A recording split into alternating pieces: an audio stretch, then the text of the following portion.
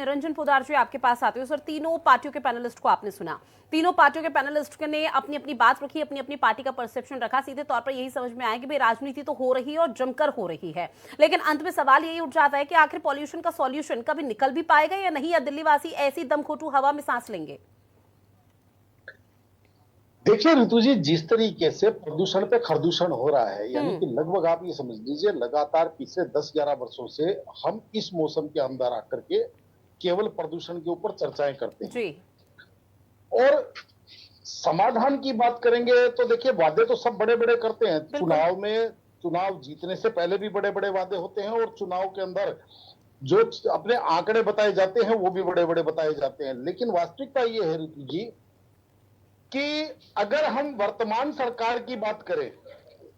तो आप मुझे एक बात बताइए कि काम कैसे होगा। वर्तमान सरकार तो बिहार में सरकार बनाने के लिए पहुंची हुई है। समस्या तो तब उत्पन्न होती है ना कि जब आप अपने आप का केवल मुख्यमंत्री के बजाय मुख्यमंत्री नजर आए, यानी कि केवल चेहरा दिखाने के लिए मुख्यमंत्री हो। उसके अलावा मुख्यमंत्री का काम केवल बिहार में, अगले महीने, अगले साल आप देखेंगे बंगाल में और 5 राज्यों के अंदर चुनाव है, तो वो जो सरकार बनाने के लिए वहां पे पहुंच जाएंगे। तो कहने का तात्पर्य यही है कि आज दिल्ली के लिए निर्णय कौन ले रहा है इस चीज का तो मुझे अभी तक पता नहीं चला। हाँ, ये अलग बात है कि अभी आप ये कह सकते हैं कि जी अभी हमारे को जुमा जुमा 1 साल पूरा नहीं हुआ सरकार बनाए हुए। गुजरात के अंदर नरेंद्र मोदी जी ने जब साबरमती साफ करी थी, तो नरेंद्र मोदी जी का भी अगर आप रिकॉर्ड देखेंगे तो 2005 में उन्होंने साबरमती रिवर फ्रंट की शुरुआत करी थी, 2012 में उसका उद्घाटन किया था। अगर आप ये कहते हैं कि हमें 3 साल लगेंगे, 4 साल लगेंगे, लेकिन समस्या तो, हास्यास्पद बात तो तब होती है कि जब आप कहते हैं कि हमने सत्ता में आने के बाद में अभूतपूर्व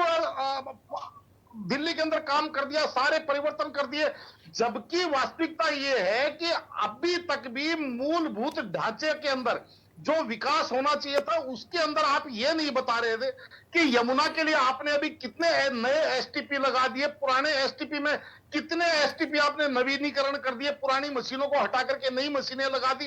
और आपने यमुना की कितनी सिल्ट बाहर निकाल दी। क्योंकि जिस तरीके से यमुना का डूब क्षेत्र घटता जा रहा है, सबसे बड़े समस्या का कारण वो है कि यमुना के अंदर जो रिजर्व पानी होना चाहिए वो रिजर्व पानी अपनी मात्रा से नीचे, यानी कि आज जो नालों का पानी गिर रहा है, जो आज इंडस्ट्रियल वेस्ट यमुना में गिर रहा है, सबसे बड़ी समस्या यमुना की तो वो है। और रही बात दिल्ली के हवाई प्रदूषण की, तो हवाई प्रदूषण के लिए आप जिस तरीके से कह रहे थे कि हम ये करेंगे और हम वो करेंगे, उस चीज के अंदर आपने क्या किया? उल्टा आपने केवल जिसको कहते हैं ना कि सस्ती राजनीति के चक्कर में आप सुप्रीम कोर्ट चले गए, दीपावली के ऊपर पटाखों की बात को लेकर के उसको आपने आस्था से, धर्म से, पता नहीं किस किस चीज से जोड़ करके, और एक कहने का तात्पर्य ये है कि एक आम आदमी कहीं ना कहीं ये जो सस्ती राजनीति है, केवल आरोप और प्रत्यारोप की, आज बड़ा आश्चर्य लगता है जब आम आदमी पार्टी इन चीजों के ऊपर प्रश्न उठाती है, तो एक बहुत बड़ी ऐसा लगता है कि यार हम इनको भी बोलने का अधिकार है क्या?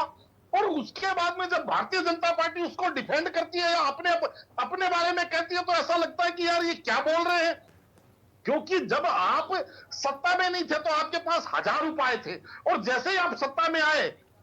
वो धरातल पे कोई उपाय नजर नहीं आ रहा। हाँ, ये अलग बात है, प्रेस कॉन्फ्रेंस में आप 10 चीजें बता देंगे। निश्चित तौर पर सर, आपकी तरफ से कई महत्वपूर्ण बातों का जिक्र किया गया, लेकिन उसमें सीधे तौर पर ये देखने को मिला है कि भाई आम आदमी पार्टी का शासन जब था, बीजेपी ने जिस तरह से सियासत या राजनीति या दिल्ली में हंगामा किया था तमाम मुद्दों को लेकर, उसी तरह से अब आम आदमी पार्टी वही रीति नीति अपना रही है कि अब बीजेपी का शासन है तो चलो क्यों ना हम वही हथकंडे अपनाते हैं, वही प्रयास करते हैं राजनीति को लेकर जो बीजेपी ने उनके शासन में किया था। और बस इस तू तू मैं मैं के सिलसिले में कहीं ना कहीं दिल्ली वासियों का जो दुर्भाग्य है वो सबके सामने देखने को मिल रहा है। बहरहाल समय की कमी, आप सभी मेहमान हमारे साथ जुड़े, इस महत्वपूर्ण विषय पर चर्चा की है, उसके लिए आप सभी का बहुत शुक्रिया।